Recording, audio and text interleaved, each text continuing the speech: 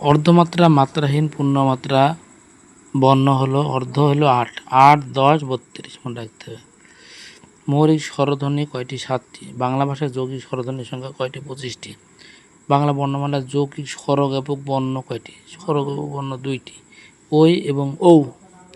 স্বরবর্ণের সংক্ষিপ্ত রূপ বা কার কয়টি? 10টি। ব্যঞ্জনবর্ণের সংক্ষিপ্ত রূপ বা ফলা হলো 6টি। সন্ধি এবং নত্য সত্যবিধান ধ্বনিতত্ত্বে আলোচিত হয়।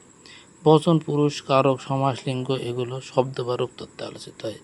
বাগধারা বাক্যের গঠন, বাক্য পরিবর্তন অর্থাৎ ব দিয়ে যা আছে সব কিছু বাক্য তত্ত্বে আলোচিত হয়।